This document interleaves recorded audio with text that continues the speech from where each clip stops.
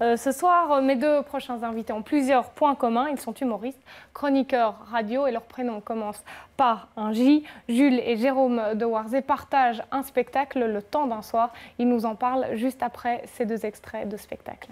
Merci. Camarades! En solidarité interprofessionnelle avec la CEDK, la CSL, la FGTB, la CGSP, la SFLP, le TGV, le KGB, tous les GB. La RTB, la VRT, CNN et la bande à NN. Nous, syndicalistes, nous, des crétins, nous décrétons. Nous décrétons, t'as une écriture, René, une écriture, nous décrétons une manifestation de grève. Oui, aujourd'hui, nous disons non. Je vous rappelle que, accessoirement, elle vient de passer 50 cm, 3 kg 2, là où habituellement elle passe quoi? Voilà, donc s'il est moche, tu le sais de suite. Alors que s'il est con,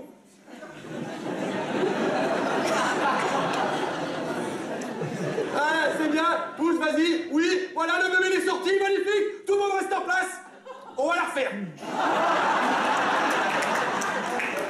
Une application iPhone. Bah ouais, pour nous aider, nous les hommes, ça pourrait s'appeler comment? iFemme enceinte. Le principe serait hyper simple, ça serait une télécommande à femme enceinte. Bon, faut avoir une femme enceinte Bluetooth, hein. Ah bah sinon, ça marche pas. Voilà, Jules et Jérôme de Warzée nous ont rejoints sur ce plateau. Jules qui vient de remarquer qu'il était habillé exactement de la même manière que dans le spectacle. C'est une faute de goût. Hein. Oui. Je ne voudrais pas relever, mais pardon. Hein. Je vous remercie. Je vous en prie. Je l'ai pas fait exprès. Non, pas alors, vous êtes tous les deux humoristes, chroniqueurs radio. Vous étiez fait pour vous rencontrer, pas forcément pour vous entendre. Comment s'est passée cette collaboration ? Ah, alors, c'est-à-dire que Jules travaille donc sur une petite chaîne privée, hein, une PME, quoi. Hein, une petite PME qui luxembourgeoise d'origine. qui tourne comme elle peut. Qui tourne comme elle peut, voilà. Et donc, il est évidemment chroniqueur, lui, chaque jeudi.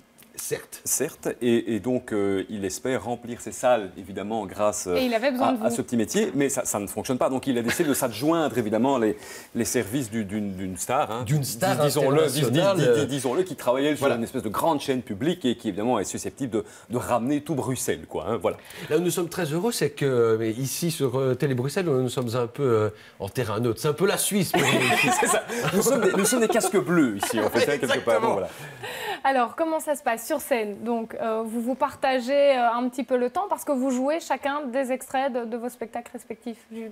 Exactement. Alors, en fait, ce qui va se passer, pour que ça soit bien clair pour les gens, parce que c'est important. Parce que même pour nous, au début, ça ne l'était pas. Hein. Voilà, et on s'est demandé un petit peu ce qu'on avait fait. Il s'agit de 2 parties de chacun de nos spectacles. Voilà. C'est ça? Oui. Est-ce que j'ai été clair? Moi, je pense, oui. Oui, c'est-à-dire que je vais jouer une partie de mon spectacle, une bonne partie de mon spectacle, et par la suite, Jérôme... C'est-à-dire que là... Donc là, après. Donc c'est important de préciser. Après, Jérôme de Warzée, hein, va jouer, lui, les morceaux choisis, je dirais, un petit peu la crème, le top du top de sa carrière. C'est ça. Alors, vous avez l'air très complices, tous les deux. Est-ce que ça ne vous donne pas envie d'écrire un nouveau spectacle ensemble ?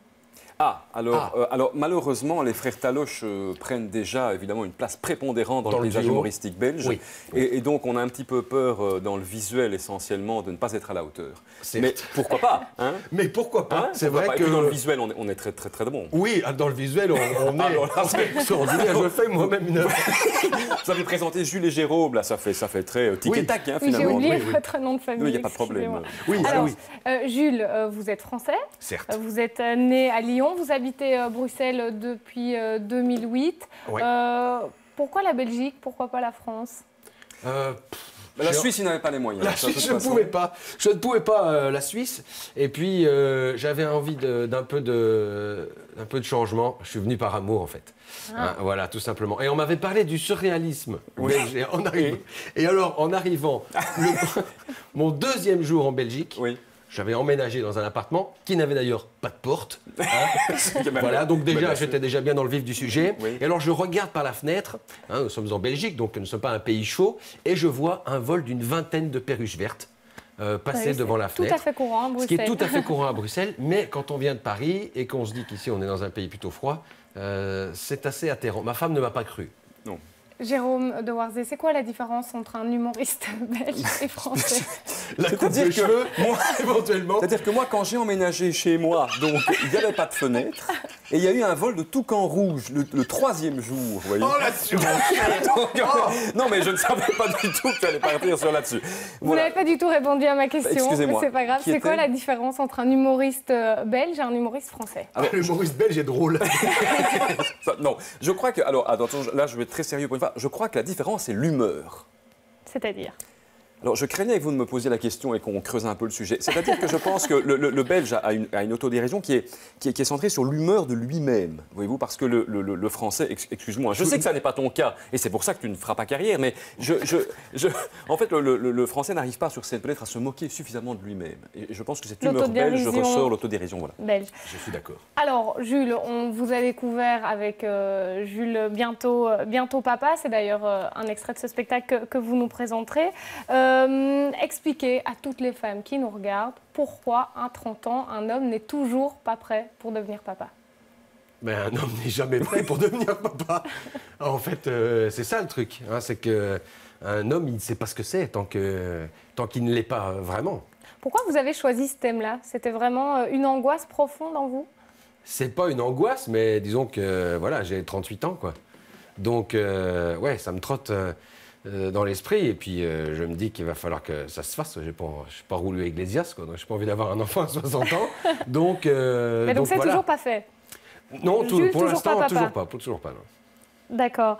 Jérôme de Warzée, vous avez choisi... Moi, j'ai 12 enfants. Hein, donc je ne me posais pas la question, mais j'ai 12 enfants de 14 femmes différentes, d'ailleurs.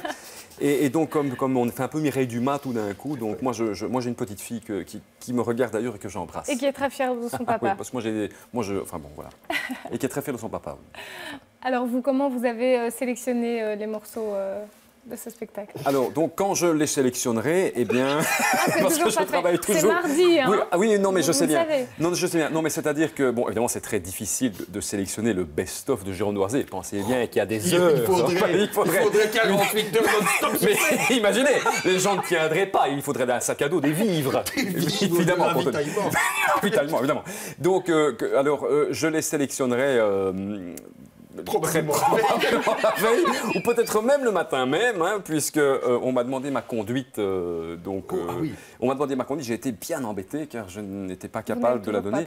Mais c'est-à-dire que je suis dans le rendu des chroniques. Chaque chronique, je l'ai fait de moi la veille, donc je travaille de cette façon-là. Donc là, vous parlez du cactus? Oui, je parle du cactus dans le Waterzooi, donc comme je chronique tous les jours, car je fais ça. Car je ne t'ai pas interrompu, donc c'est mon moment, tu comprends? Bon, non, mais bon. Et donc là, je sélectionnerai le matin même une heure de best-of et je vais devoir répéter parce qu'il y a des sketchs que je n'ai plus joués depuis longtemps. Mais donc on retrouvera certains personnages comme le délégué syndical qu'on a vu? Oui, je pense que je vais le prendre. D'ailleurs, c'est le seul que je vous ai donné. Donc ça serait bien de faire de la publicité mensongère. Donc celui-là, je vais le faire, oui. D'accord, ça va. Merci beaucoup à tous les deux d'avoir été avec nous. Est-ce que vous allez quand même laisser une petite place à l'impro mardi? Alors, ça c'est une exclusivité Télé Bruxelles, donc vous imaginez bien le buzz que ça va engendrer. Donc, c'est-à-dire qu'à la fin de ma prestation, nous allons nous retrouver tous les deux sur scène et là nous avons... Et là nous allons préparer probablement... quelque chose l'après-midi. Donc, nous allons préparer quelque chose... Vers les 17h, quelque chose à deux, voilà. Eh bien, on a hâte de voir ça, messieurs. Merci beaucoup de votre présence. Et donc, je rappelle que vous serez sur la scène du Bouche à Oreille à Etterbeek ce mardi. Merci beaucoup d'avoir été avec nous. On se retrouve demain, évidemment, pour de nouvelles aventures. À demain.